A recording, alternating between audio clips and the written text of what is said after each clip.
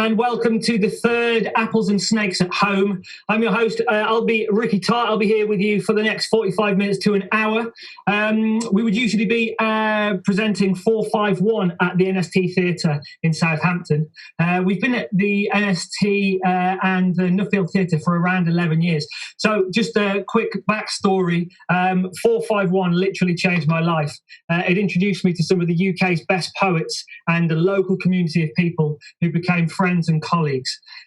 We all went into a darkened room where words were taken seriously. So I'm sad to see it go. But it's not over yet. We've got two incredible performers tonight in the form of Vanessa Kisuule and Rosy Carrick. Without further ado, we will get on with our wonderful performers. Vanessa Kisuule is a Bristolian writer, performer, and multiple national winner of national and international slams. Vanessa has performed at the Royal Albert Hall, Tung Fu, WOMAD, Wilderness and Glastonbury. Her most recent poetry collection, A Recipe for Sorcery, was highly commended in the 2019 Forward Prize anthology. And you lucky humans get to witness all that magnificent for yourselves. So, here she is. Ladies and gentlemen, Vanessa Kisuule. Hello?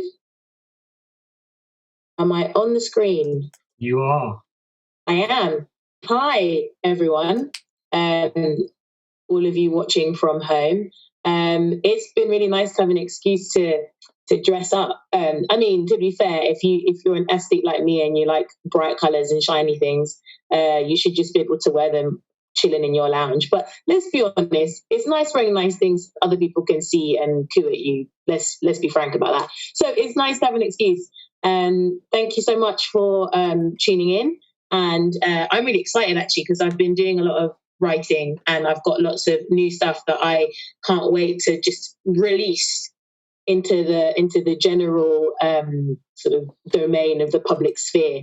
And this was like a really nice, safe and encouraging space in which to do it, particularly because I can't see anyone's faces. So if it's rubbish, I can't really know.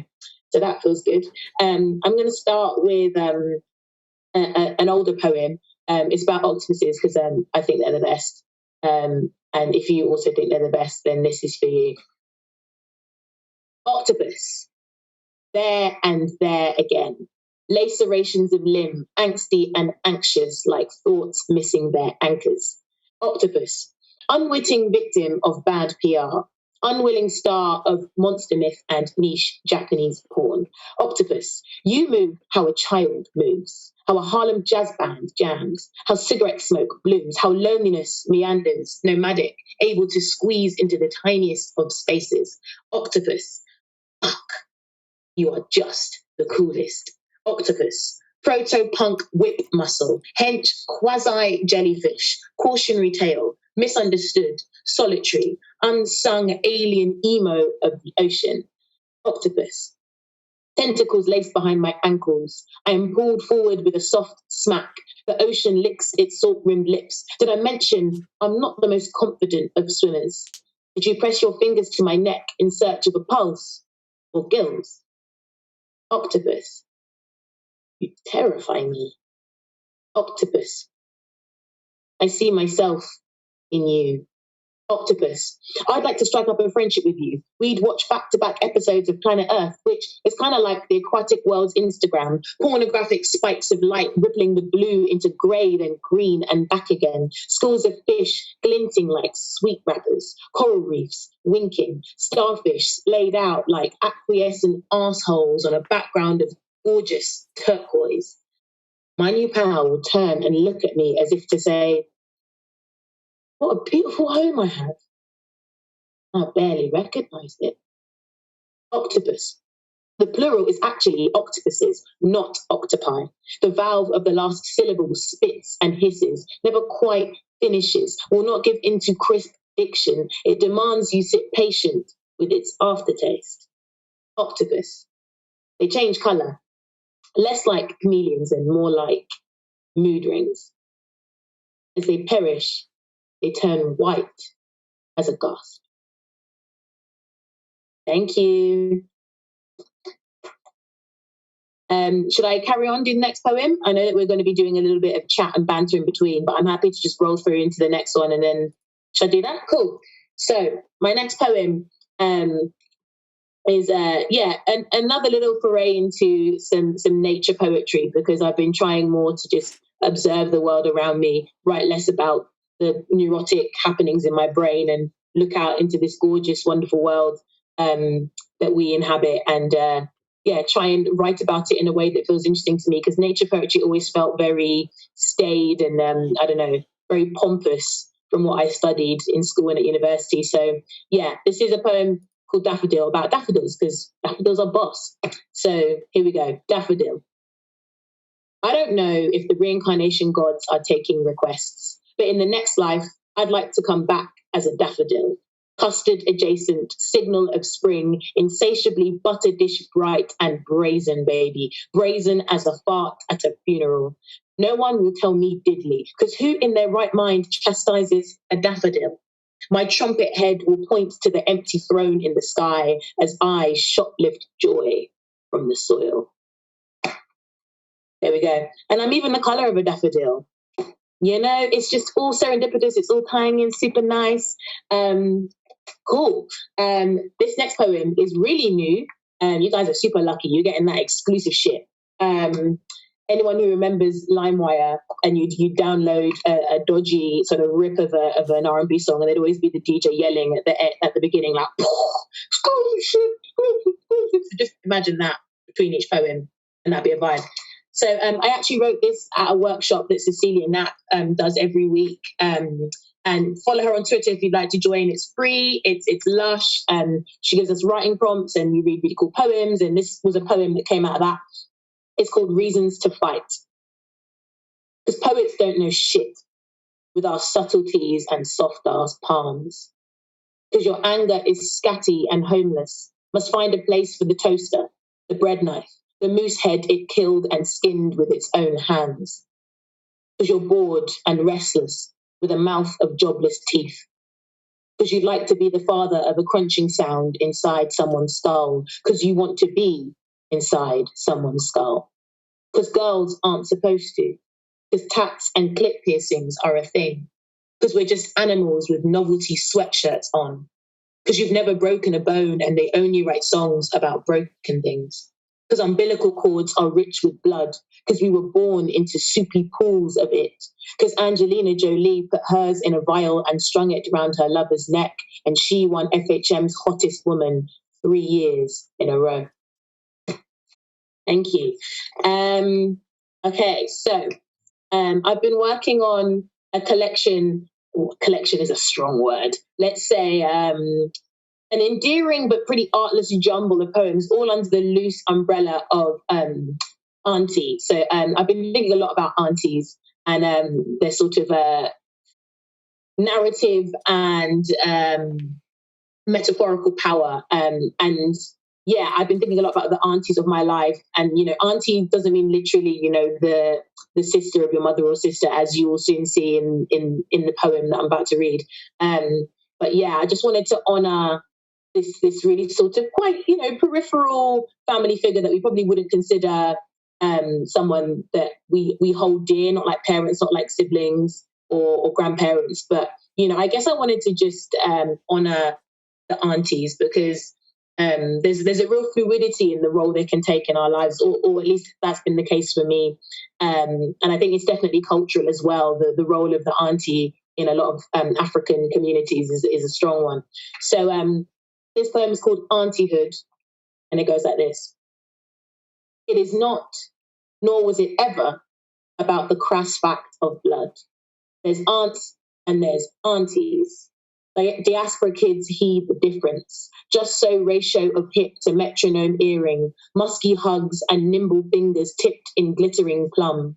Sometimes, but not often, your father's sister. More likely, your mum's loud but grudgingly favoured friend. Some uncle's not-so-secret mistress turned community seer, sat in the sagging mouth of the sofa. She's gossip drunk, hips water falling from her jeans. Slander on another auntie visits her tongue, leaves oily stains on the Persian rug. If you have to ask if she is or isn't, then she's not. Know that auntyhood can't be forced or coaxed into the spirit. One day you are simply summoned, refashioned in kiss teeth, cut glass kindness, and razor tut. Cool. I've got one more, if that's all right, and then we'll be hearing from the absolutely lush Rosy Carrick next. So yeah, this is another from my little sort of nebulous swirl of auntie poems, and this one's I suppose not so celebratory, but yeah, this is called "There's Always One." She says you should relax your hair, that your arms look flabby in vest tops. Picking fluff from your fro, she frowns, asks, "What kind of name is that for a boyfriend?" You are told to serve her cold juice in a tall glass on a large metal tray. Greet her on bent knees as if seeking blessings or forgiveness. She throws a glance which snags, sharp and private as toothache. Now she speaks of sour influence, all those white girls you're friends with, the tight, short and crass slang you've adopted. Back chat will get you slapped into the sixth dimension, so you sit and seethe. Refill her glass only when asked. Like a sow rootling for truffles, she leans her full weight into fresh stories, mostly about cousins you've met at sprawling christenings, a blur of beaded braids, buck teeth and satin. One is pregnant, another studying medicine, and one more sent to Kampala with no return ticket, her cheek no doubt still stinging. Of course, Auntie's lip curls to this anthem, others suffering succulent as roast lamb just off the bone. You take the empty glass away, come back. In silence, your eyes slice her body into parts. Her birth-bombed stomach and the lipstick on her tooth. The stupid way she pronounces develop, swallowing the O. Her fat husband and rude daughter. Bulbous mole on her shoulder like a sickened pearl, her whole face pursed as a knuckle. The tasteless stew she made when you stayed at her house for what felt like years but was actually a week. Your mum stuck, or sick, or gone for good. You weren't told at the time. Auntie held you like her own child that first night as you cried. The next day, furrow restored to her brow, she hit you with the broom for not sweeping properly. Your eyes scanned down, still sharp, stinging with captive tears. Her bunions, the tacky silver clasp on her knock-off shoes. You make of her a Brixton butcher's window, and with no hindsight to smite you, yes, you feel so much better. Cool. Thank you so much. I'm just going to assume that the applause is rapturous. It is. Why would I assume anything else? And yeah, cool. Thank you so much. I can't wait to listen to Rosie and have chats afterwards. Thank you so much for listening. I've got a book out for sale. It's called Recipe for Sorcery. You can buy this online, preferably on the Burning Eye Books website, not off Jeff Bezos's circle of fiery hell and tax havens. So yeah, A Recipe for Sorcery, Vanessa Kisuule, if you'd like to support an artist. So yeah, thank you so much. And yeah, off I go to listen to the rest of the poetry. Thank you very much, Vanessa. That was absolutely fantastic. We've had a vast amount of clapping emojis. We love a clap emoji. We love a clap emoji. It was the hands clapping. We've got a question from Dr. R. Carrick, and we have them live now. Dr. Carrick, do you have a question for our performer? Oh, are you? Oh God, I'm muted. No, you're not. No, I can hear you, Rosie. Oh, hello, I'm not muted. It said I had to press some buttons to unmute myself. Imagine. Yeah, hi. Loved your performance. Thanks, mate. I was just wondering about the work, Cecilia's workshop, because my friend James Burt, who perhaps you've met, runs an excellent workshop, and he did an online one, and I went last week, and I was amazed at the cool stuff that came out of it. And it made me wonder why I didn't, and it was also just quite good fun to be writing with a group of other people. So I wondered how much of your writing comes out of that sort of thing, or how much of it, versus how much of it is done alone. I have attended more workshops in lockdown than I probably have accumulatively in my entire life. And I think there's a lot of reasons why that is. I think, when you live in a certain city that isn't London, there's only going to be so many poetry specific workshops that are available.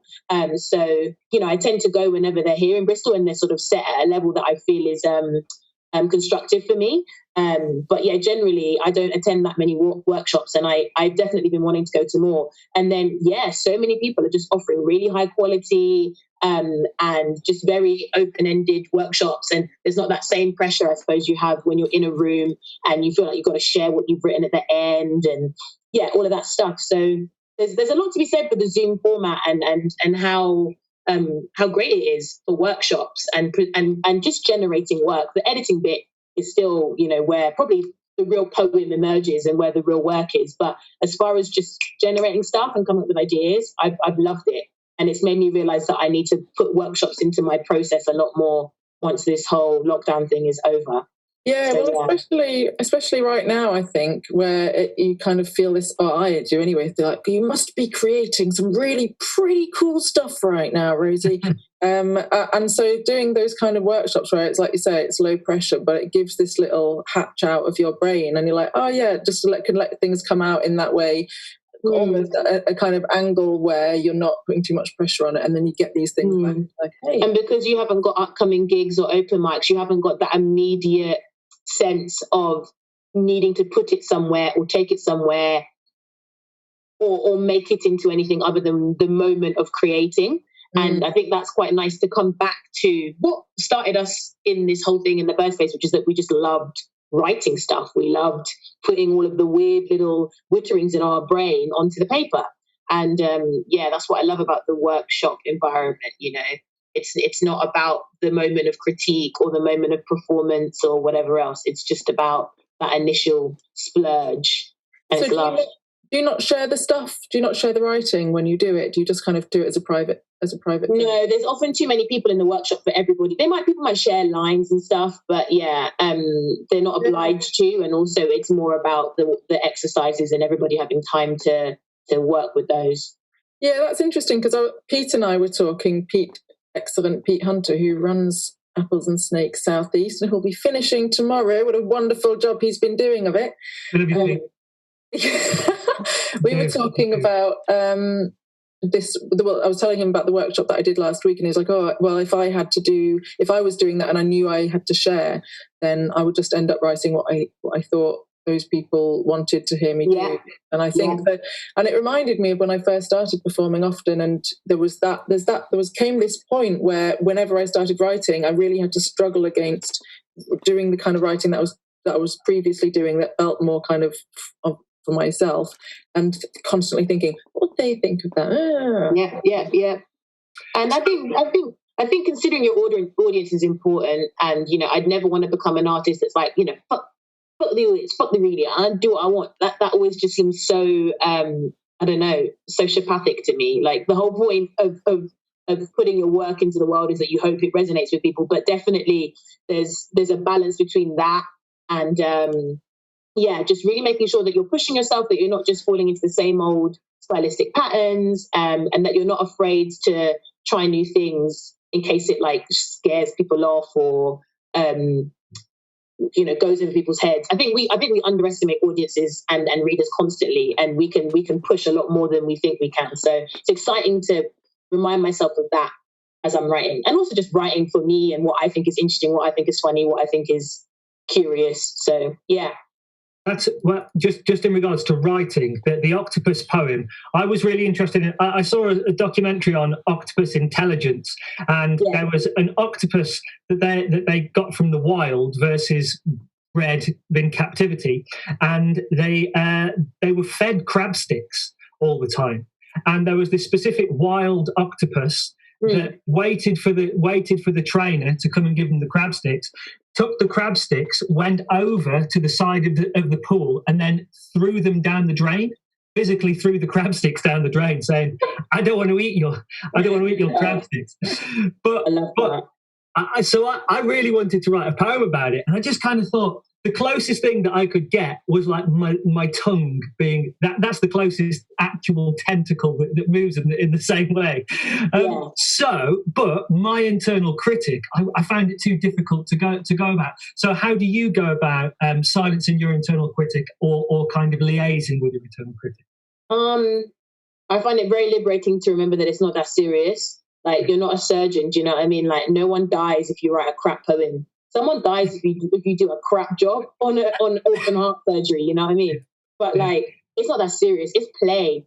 And we're very lucky to be people that, you know, we get to play, but also like people will listen to the results of that play sometimes and sometimes even enjoy it and pay us for the fruits of our playtime. So I just always bring it back to that because I think the critic is in a way a narcissism of like, oh, it matters so much whether I've written a brilliant thing. It matters so much that people think this is an amazing thing. It doesn't matter.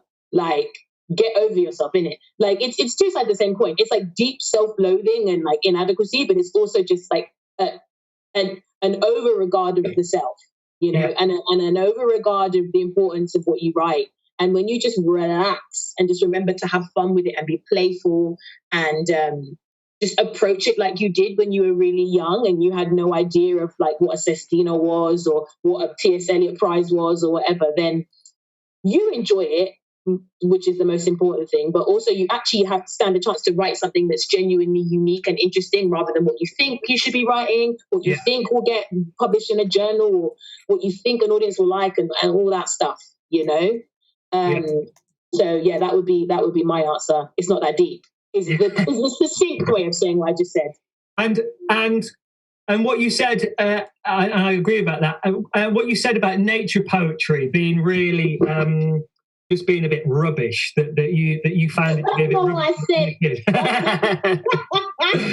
But I was wondering, like, frequently nature poetry is kind of anthropomorphic and it kind of it reduces the animal to just like a person kind of creature. And is that why you decided to kind of, do you feel like you want to empower the things that you write about a bit more? No, I think that's such a good point, and I'm pretty obsessed with that at the moment. And I think that's a limitation we have to accept as humans, is that, you know, our only way to really relate with our surroundings is to, you know, and it's sort of an extension of empathy. It's like, oh, what would it be like to be that thing? Thus, I have to imagine that thing as an extension of me, which is why we're personifying trees and dogs. And, you know, when we watch animated films, you know, all of these animals are talking and, you know, it may be a little bit crass. And certainly if you're a scientist, that's like anathema. You're not supposed to anthropomorphize animals when you're studying their behavior.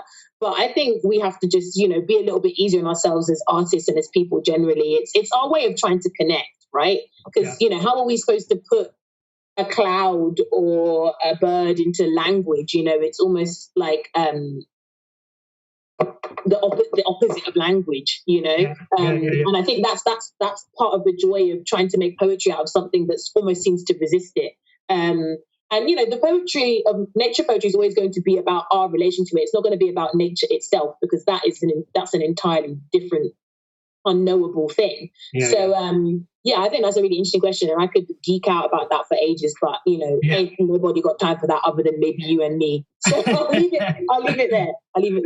Ladies and gentlemen, please put your virtual hands together, and physical if you're at home, for our first performer, Vanessa Kisuule.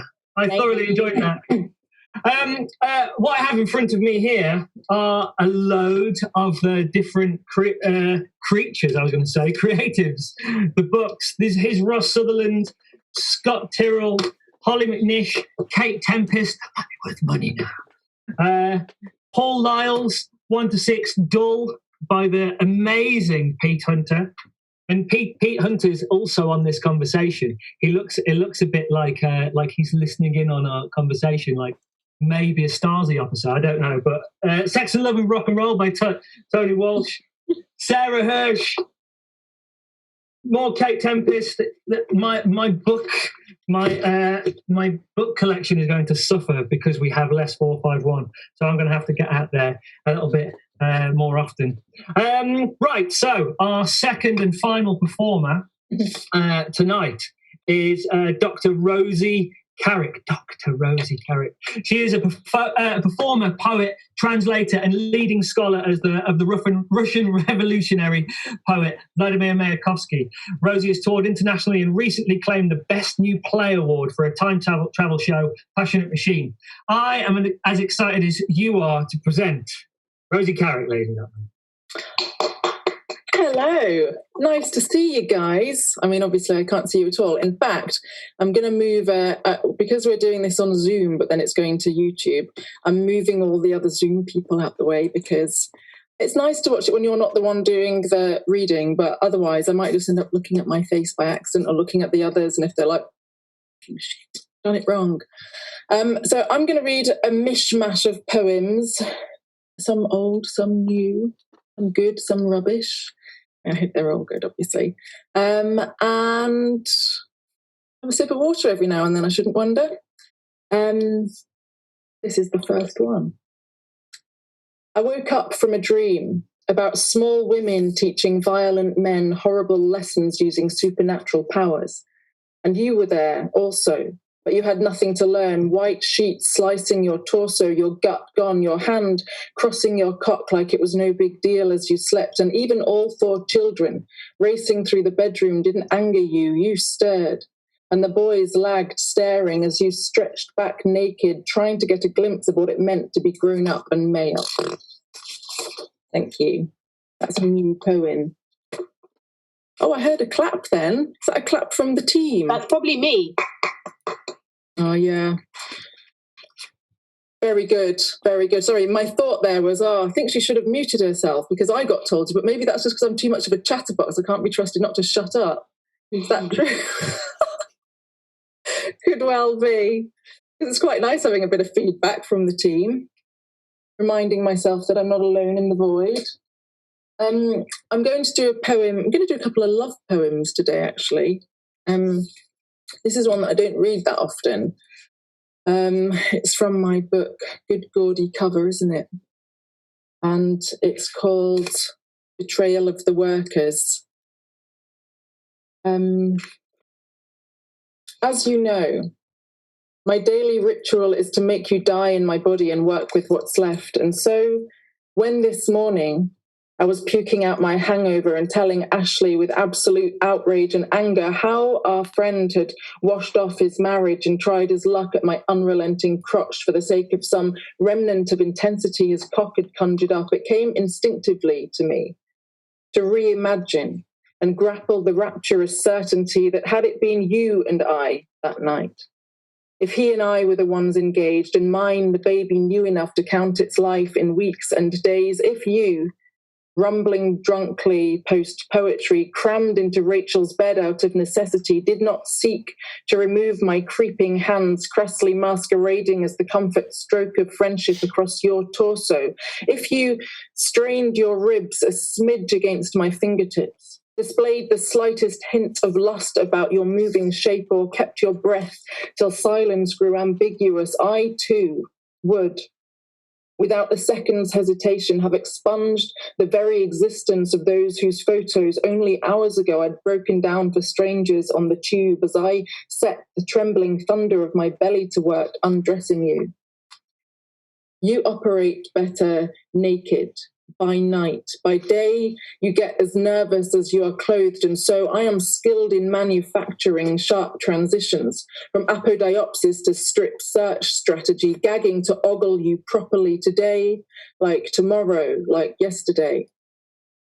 The shyness of your nape, I would isolate, force to take cover in my mouth as a traveller distorted by walking rests the nights in caves for safety. I would mother your discomfort by methods untenable by sunlight.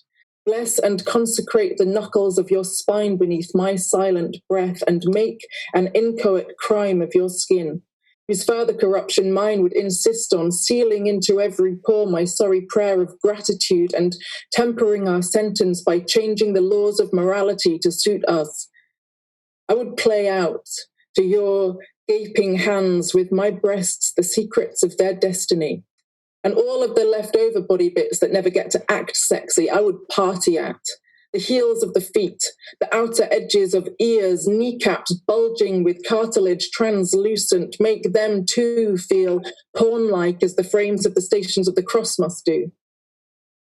But in doing so, in deserting my truth and my family, I would debase myself. I would make myself as unworthy as you have always been of my worship. Therefore, I will step down, trying not to look long at you as if you were the sun, yet I will see you like the sun, even without looking, and the torture will not bear speaking out loud, will not bear insisting into the shadows, all shaking their withering heads, the petulant gospel that you and I transcend the name betrayal. And so, for the sake of all my holy frothing riot, homeless and desperate, I beg you, please climb back inside me and die in my body again.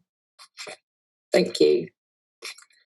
Oh, I've got a question. Should I answer it? No. We'll do the questions. Do you want to do a question now or afterwards? I think you're in a flow. Yeah, let's do it afterwards then. Lovely. We were going to do the questions afterwards, but then Daman said that it worked better before. Admittedly, Daman is the Apples and Snakes people who have seen the other two shows, which I haven't. So Daman could be right, but nevertheless, let's just carry on as we are. I'm going to do a new poem, and I had this great idea before where I would just have the poem up on my laptop, which is what I'm on this to. Then I don't need to do all this business because I'm looking at the screen. But I tried it out and it looked a bit like I was just checking Facebook while pretending to perform to you. So I thought, hey, I'll prove that it's a genuine thing by doing it on here. Pretty professional, huh?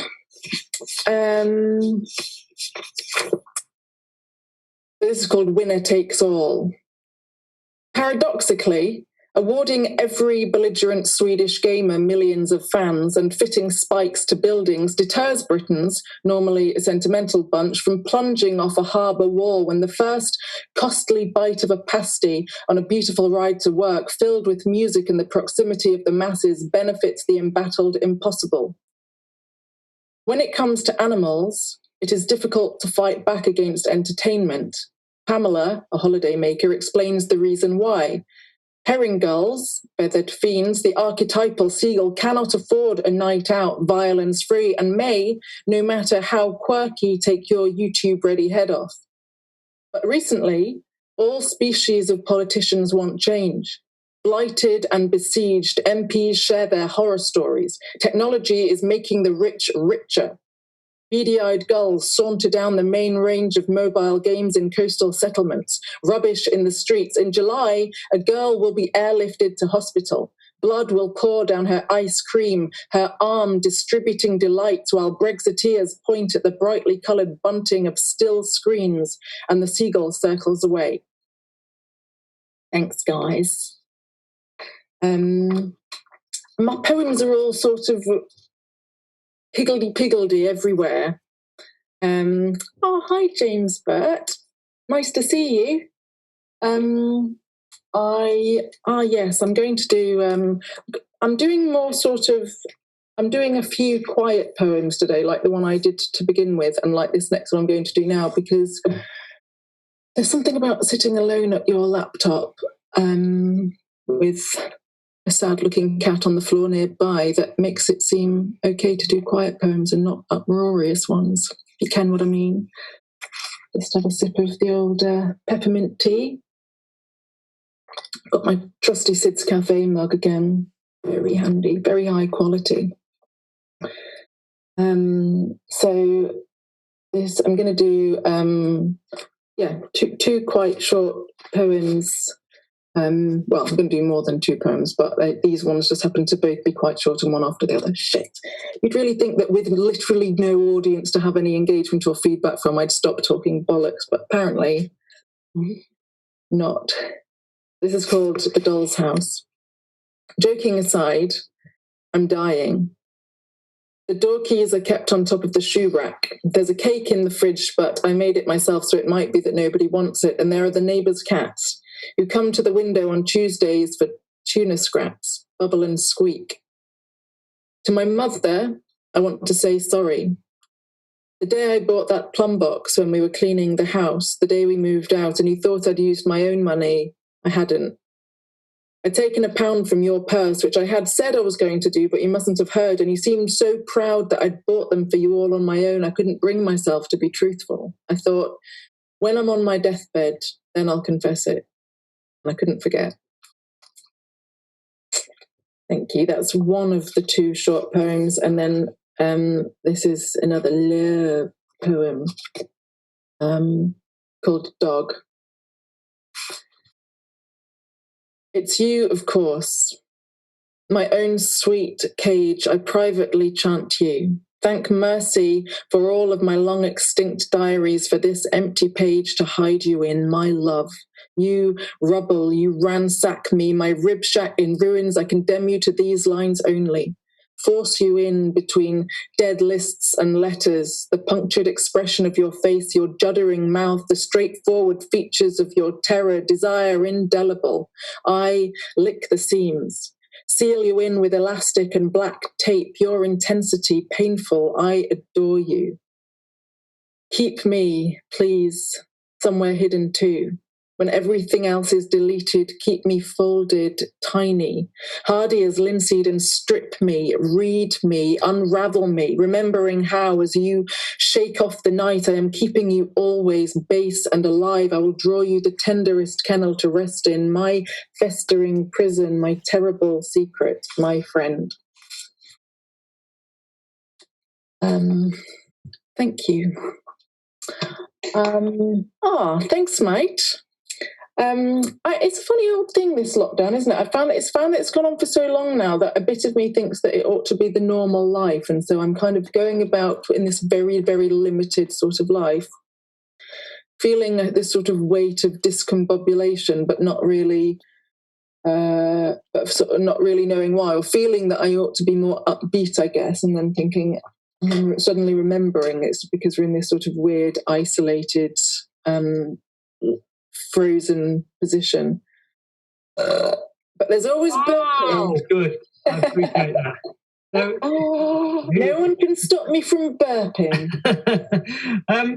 Relative to the lockdown, I've seen some memes and some discussions online about the life of an artist is periods of solitude and then lots of attention and then periods of solitude. So if you were initially in a period of solitude, then you're not, it's not a big change for you.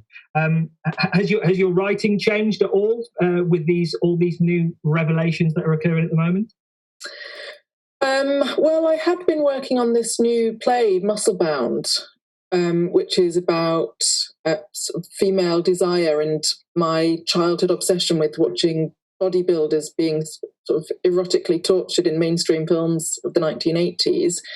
And now, so it should have been the rehearsal weeks this week and then previewing at Brighton Fringe. So I just sort of, when I found out that wasn't happening, I just stopped writing on it straight away. It was really weird. And nothing, and there's some other writing that I ought to be continuing from before, pre-COVID, but I've just found it very difficult. So I've been doing bits of poems, and I've been doing these translations of Mayakovsky's children's poems.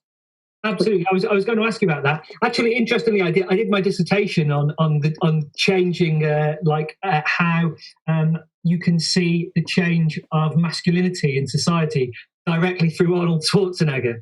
That he was a killing machine, and then he was slowly reprogrammed. He was the first man to give birth on a film in Junior, and then he was reprogrammed to be a mother in Terminator 2. That he was literally the person looking after the child. But anyway, so that's so cool. I've got my photo of me and Arnold here. I like to keep it on my desk. Keep it close. I like to have him watching over me. Yeah. When you're translating from a different language, it's difficult translating somebody's poem that you've heard that night and explain how the poem made you feel. But when you're looking at a poem in a different language that isn't your native language, how do you go about translating that? And do you also speak to other natives to kind of see if there are like idioms that are there that you don't understand? Yeah, I do. I run things by real Russians. Well, real Russians implies I'm a fake Russian. I'm obviously no kind of Russian at all.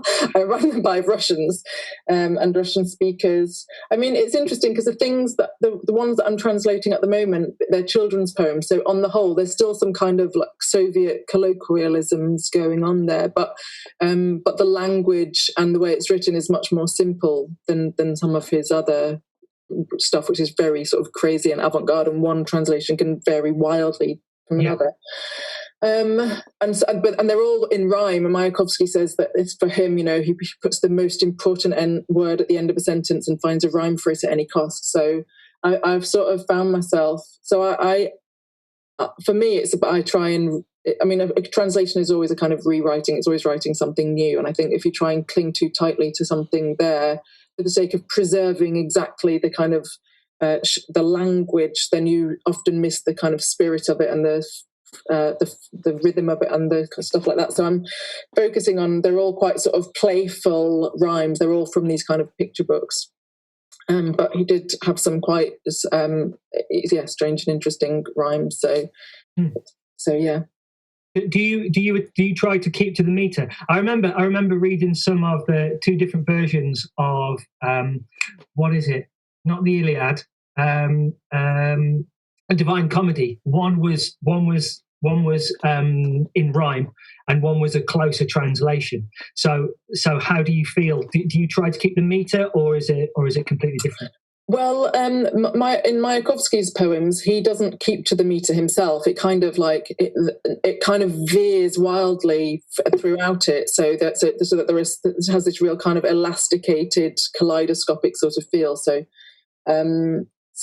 which is quite handy, because it means then that if there are some things that just won't fit in, 10 syllables as he might have it in Russian, because the language is so much denser and neatly fitting together, then it doesn't matter if that one splays out into something longer, because actually the rhythm of it all in general is sort of quite elastic.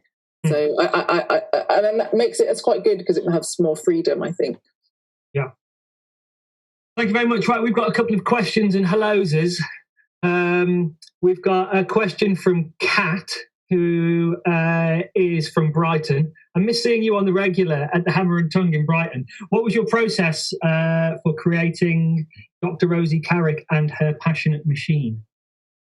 What was my process like for I like the idea of it being called Dr. Rosie Carrick and her passionate machine. When people talk about my passionate machine, it always makes it seem like it's slang for I think.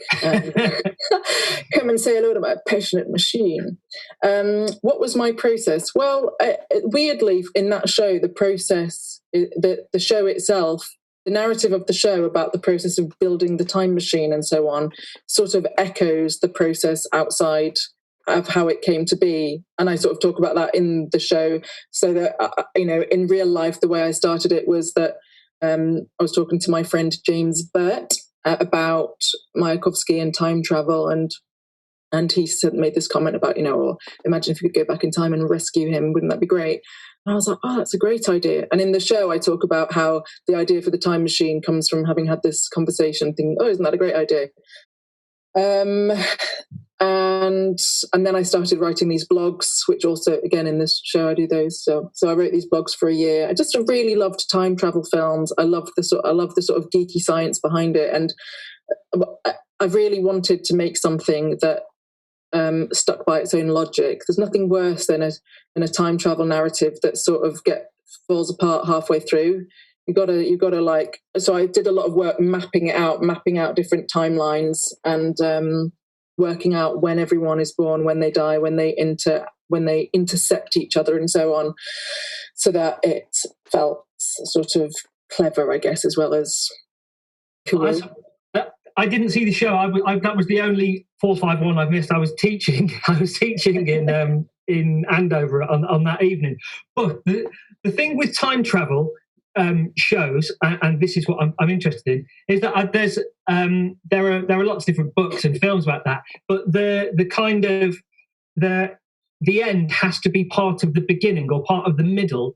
So they how do you go about not making it predictable when you're looking at a show about time and traveling through it? As you mentioned before, that it won the award for Best New Play at Brighton Fringe, and it also won the Infallibles Award for Theatrical Excellence last year or the year before, I forget, 2018 in Edinburgh. And the woman who runs that award, Stefania Bacchicchio, an excellent woman, said to me, when I met up with her afterwards, she said that her shortlisting people had been to see it, and then they said to her, "Oh, you must go and see this, you'd really love it." And she said that as she was watching it, she was thinking, how are you going to, because it's all done as though it's real life. And she said that she was thinking, how are you going to pull this off? And I don't know, I've started this sentence in a really weird way, but I think what I meant to say was that things are seeded in and mentioned in a way early on that as though they have no relevance, but kind of so frequently that the end is a kind of the end is a surprise. It's not a predictable. Yeah. Sort of. Yeah. No. When you're in the thick of it yourself, it's sort of difficult to know how you're not making it predictable or obvious for other people, I guess. But so I suppose I was saying about what Stefania had said because it was interesting to see it from another perspective, from someone else's perspective in the audience. Yeah. But people were coming up to me afterwards saying that they thought maybe what time travel was real, asking me about their experience. The number of emails I've had from fellow time travelers or from people just saying like, what do you know? I don't even think that this will work. What do you know about time travel? And that letter that you put online, I think it's clearly rubbish, but if it's true, could you really go back and tell my younger self not to worry about my like blah blah blah? I won't go into detail, else you might be watching. Yeah, so it's been really I've had such excellent conversations with people and meetings with people and finding out funny things and hearing about people. I mean, it's really more to do with self-care and self-determination, or as much to do with that as it is about sort of sci-fi geekery. And so that's what people responded to, I guess. Yeah, fantastic. We've got a couple of notes. Rosie Phillips-Lever disapproves of your belching. So... Rosie Phillips-Lever is my stepmom. She loves my belching. Okay. I thought it was a high quality birth as well. Well, I'd give it a 6 out of 10. You should see me on top form. There was good depth and duration. I appreciated that. Toby Campion asks, "What's your biggest piece of poetry gossip?" I saw that. I saw that before. Anything, Rosie? Got anything juicy? Oh man, I've got so much juicy poetry gossip, but the trouble is I'm at the centre of almost all of it, so it's difficult to share without incriminating myself. Also, Toby Campion, did you spell my name Rosie or Pete? Did you just put it in the little comments that way? Because to be frank, Toby, if you spell my name wrong, you don't deserve any gossip at all, do you? Ooh. What about you, Vanessa? Have you got any? Well, I'm a Vault baby. The thing is, the thing about me, I'm not embroiled in any type of poetry beef or clandestine love affairs or anything of that nature. But believe you me, I know everything. I make it my job to know everything. But I don't know. This might have to be Apples and Snakes After Dark. We might have to do another edition with like bottles of spirit, like 11 p.m. and we just sling the mud. Toby would be such an advocate for that. Let's get an arts council bid going. Apples and Snakes After Dark. That would be good. And Pete, you don't work for Apples and Snakes in 2 days, so you can tell us the real truth. I'm only joking. Out of interest for people who are watching, if there's artists in the audience that want to apply for the funding for the Arts Council, it's too late. It finished today.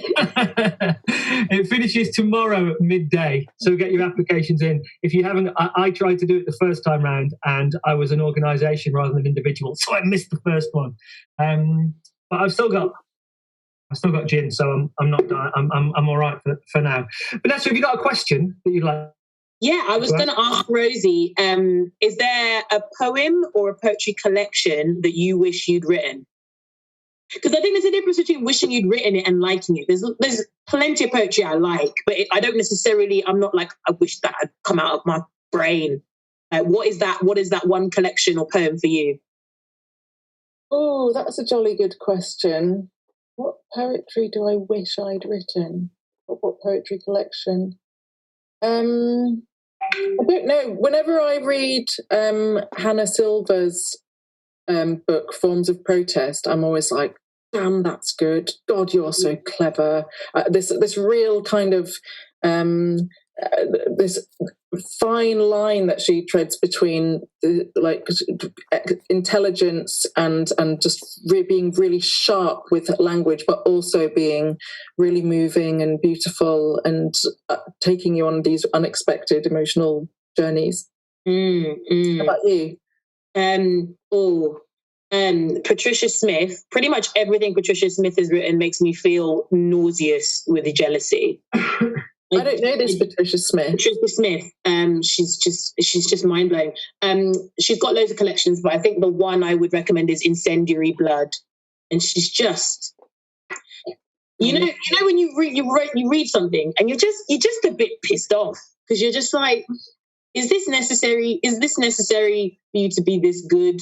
You know, it really is that. It really is that. I love her. And Hannah Silver's written it. Although I've only ever seen her perform and I've never read her work on the page. So you've encouraged me to go and check out her work on the page because I kind of know her as the poet that really elevated soundscape and all that sort of thing. So I've always thought of her as someone that I would listen to or watch, but I haven't necessarily taken the time to read. So I will do now. Yeah, well, those ones of hers that she performs, in Forms of Protest, there's such a wide range of different styles of poem, and so I think that the ones I've seen her most frequently perform have been those real kind of soundscape and sort of sound based ones that do something very visceral when you see them performed. But yeah, words. Brilliant. I also think there's something significant that when you see any poet explain something that's really obvious that everybody knows in a very, very slightly different way, and you go, I've thought that, but I didn't think that it was interesting enough to tell. Yes, but they find a way to do it. I also you mentioned Pete's book Dull before, but I think Pete Hunter, who is the one who runs this event, but he is. That's exactly what I think with his poetry. So delicate and beautiful, and talks about these moments that feel so kind of commonplace, but put in a way that I've never seen anyone write before. That collection is so incredibly beautiful. I would highly recommend everyone to get a copy of it. Pete just told you to shut up in the chat. I won't shut up. You'll have to mute me. Well, I've said my piece now. I'll shut up. But yeah, get it. Oh yeah, we won't talk about Pete's collection. Dull. Actually, not available anywhere. I've lost the crayons that came with it to actually colour the whole thing in, which is a shame. We're going to have to wrap up. We can wrap up by asking one more question, or could we have one last poem? Do either of you fancy giving us one last poem? We've got 6 minutes. Yeah, sure. You want to go for it, Rosie? I might not do another poem because all my other ones are pretty depressing. I don't want to leave on them. So you go ahead. Yeah, I'll do one. I'll do one more poem. That's another quite a new one. That's called Coal. Thanks for the questions, guys. Also, I saw that Kat asked about the title of the first poem, and embarrassingly, it's just called Luke Dream. So that's why I didn't say the title, because I felt like a bit of a numpty. Luke Wright, by the way, is doing a poetry show every night. He's been doing it every night. He's done over 40 so far since lockdown started on his Twitter. So if you fancy a bit of that, go on there and check it out. This is Coal. In this year of never-ending deaths, one must swig one's joy off the lips of the living. Regardless of the ethics, surrounded by war and fragility and misery, every day someone's name gets spelt wrong, so fuck it. Should one not do one's tiny best to forget every fact but one's physical status? What is this? An episode of Loose Women? No. I insist on being alive at all times, whether I like it or not, and will forever be successful. Hacking my way out of the grip of my conscience, stamping on the heads of the directors of the so-called lifestyle into living proper. Living riddled irreparably with aliveness, living briddling over with the frisk of one's own dirty brain, leaping clean out of the skull. This is what it means to be, as they say, at the coal face. Not having actual coal on my literal face, as occurs just as often in the cases of the lucky poor in vintage occupations as in those whose large homes' fireplaces must inexhaustibly be fed into, and who admire the way the coal exfoliates over-creamed cheek-skin nightly. Nor either ransacking the earth, turning over piece after piece of genuine coal and grabbing in horror at their faceless black lumpiness, screaming not quite what you'd call silently, a co-alliteration of brute gullet force. Where the fuck are their faces? Not a single pair of eyes in the whole job lot, no mouth, a la Bobby Brewster's potato, it relaxedly chatting about its imminent destruction, what'll it be, the oven or the bin, but blankness. Blankness, shedding blankness to further blankness, bulging with non-existence, the self-doubt, self-reproach, the inextinguishable fear that, contrary to all my claims, these coals are, in fact, jam-packed with all the faces, faces on every side, noses of every distinction, lips that on any human would suck out your tongue like children pluck out crabs' eyes, and I am the only one who does not see them. I am, in fact, in that episode of Loose Women, and worse still, I am acting one of Colleen Nolan's eye bags, but soft. Despair begets wrinkles, and that kind, above, of living life drags one into what has been the wrongest of directions, i.e. not forwards. It was the wrong kind of coal. I meant the other sort, firelighters. Stinky, but a dead cert. Regimented, but potentially lethal. And we must do living right? Living each day like it's your last leads to chronic debris and the inability to work out why you can't get pregnant. Answer, you already are. So fuck me, why don't you? Far better to live each day like it's your first. Suckle someone wildly, roar in their absence and shit yourself, safe in the knowledge someone else will clear up the mess. Thank you. Woo! Dr. Rosie Carrick, ladies and gentlemen. Thank you very much. Thank you very much to both of you. It's been absolutely fantastic. I have been very nervous about this for a couple of weeks, but I've absolutely had the time of my life. So thank you both. As a reminder, excellent job. Thank you very much. Thank you, Rosie. As a reminder to the viewers, are you streamers or viewers? I don't know. Apples and Snakes will be doing the same thing this time next week with 3 different humans. I just want to say that I was introduced to 451 through some friends, and when I walked into the room, I saw people that I wanted to be a part of, and I became a part of those people, and I made very good friends with Pete Hunter from Apples and Snakes, who has become a good friend and a mentor, and has genuinely changed my life in a variety of positive ways. So thank you, Pete, from the genuine bottom of my heart. What you've done with me as a friend and as a mentor has meant a vast amount to me. Thank you very much, guys. Hopefully you'll join Apples and Snakes again. I have loved working for Apples and Snakes. Thank you very much, guys. Have a wonderful week, and let's all live with aliveness. Yeah!